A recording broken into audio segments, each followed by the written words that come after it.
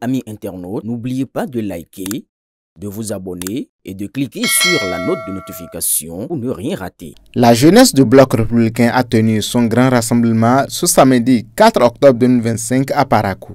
Placé sous le thème « Jeunesse engagée pour une nation innovante et prospère avec Wadaïn Talata », cette rencontre visait à mobiliser les troupes en marge de l'investiture du duo candidat de la mouvance présidentielle. Une véritable démonstration de force en présence de l'ambassadeur Nuhumbida, le coordonnateur national de l'organisation de la jeunesse du parti. Pour l'occasion, les hauts responsables du parti avaient fait le déplacement. La ministre Adidjat Matis, le ministre conseiller Rachid Gbadamassi, l'ancien ministre Samou Seydou Adambi et le député Barthélémy Kassa ont partagé la vision du parti avec des militants venus des 4 coins du pays. Le message des dirigeants était clair et sans équivoque. Le ministre conseiller Rachid Gbadamassi a détaillé les défis immenses qui attendent cette jeunesse pour conduire le pays vers l'innovation et la prospérité. La jeunesse du Bloc républicain a un défi à relever. Un défi politique, un défi historique, un défi de génération.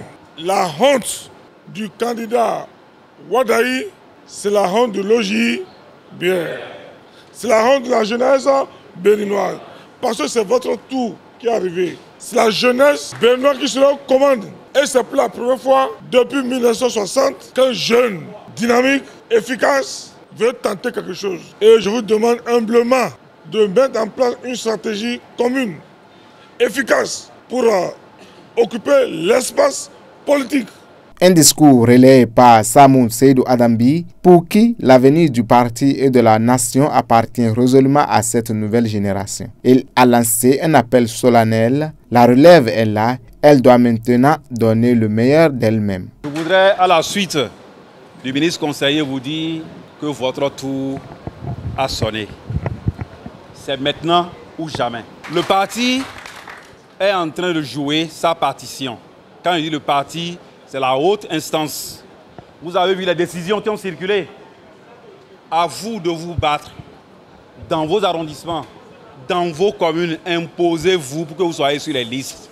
Nos textes exigent 30%.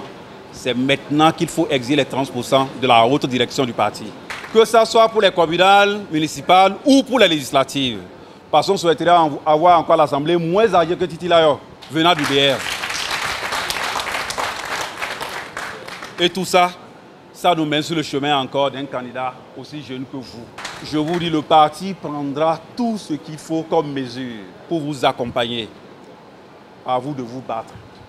Vous battre, pas seulement pour les élections générales de janvier, mais aussi pour les élections présidentielles. Sur le plan pratique, la ministre Adidjat Matis a rappelé un devoir citoyen fondamental. Le paiement des cotisations. Une contribution essentielle au bon fonctionnement du parti, a-t-elle souligné, exhortant chaque militant à y contribuer. Les ressources dont nous maîtrisons nous-mêmes, les entrées, ce sont les contributions. Parce que pour les dons, ça dépend du donateur. Vous pouvez même cotiser un donateur, vous pensez qu'il peut donner 100 millions. S'il donne 5 millions, vous êtes obligé de dire merci. Or, ça n'arrive même pas à la cheville de vos besoins. Le financement public vient quand l'État a fini de régler ses problèmes essentiels. Donc les cotisations contribuent pour beaucoup, pour les moyens des partis politiques. Pour les jeunes, cotiser aussi pour pouvoir bénéficier du financement du parti. Il y a les financements, disons, individuels, pour ceux qui sont à des postes de responsabilité ou qui sont des administratifs, qui ont un salaire. Mais il y a aussi les cotisations communales. Pour ceux qui ne cotisent pas individuellement, doivent pouvoir cotiser pour doter le parti de moyens. Donc ne l'oubliez pas, pendant que vous pensez au financement du parti, pensez aussi aux cotisations. Il y a eu l'hommage appuyé au chef de l'État. Le député Barthélémy Kassa a salué la clairvoyance du président Patrice Talon pour avoir placé la jeunesse au cœur de la dynamique politique en choisissant le jeune ministre d'État Wadaïn comme candidat. Un choix qui, selon lui, mérite un engagement renforcé sur le terrain. Nous devons dire merci au président Talon qui nous a aidés à donner un vrai coup de fouet à la dynamique de la jeunesse. Vous voyez, le candidat qui va gagner en avril prochain, c'est un jeune, en tout cas beaucoup plus jeune que nous. Est-ce qu'il est possible qu'après lui, ce soit nous encore? Honnêtement, si on veut être sincère, il faut l'aider à travailler parce qu'il fera avec pour nous. Donc prochainement, on souhaite que le candidat soit parmi vous ici. Dans 10 ans. C'est pour ça que vous devez montrer que le choix, il est le bon, il est le meilleur.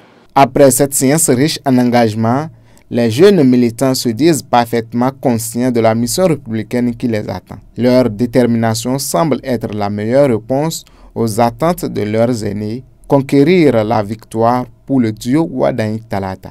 Romuald Wardagni, c'est notre génération.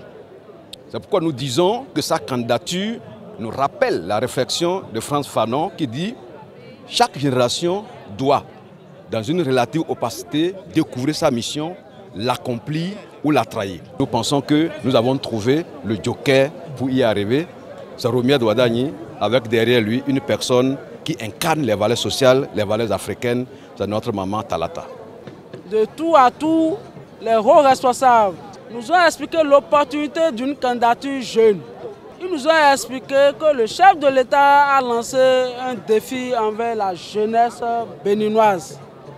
C'est notre candidat et nous devons nous battre pour que ce duo gagne les élections de 2026. Ce grand rassemblement de Parakou marque une nouvelle étape dans la mobilisation de la jeunesse du bloc républicain. Entre engagement, responsabilité et ambition, l'OJBR affiche clairement sa volonté de jouer un rôle central dans la conquête de 2026. Le message est lancé. Avec Wardagni et Talata, la jeunesse républicaine est prête à écrire une nouvelle page de l'histoire politique du Bénin.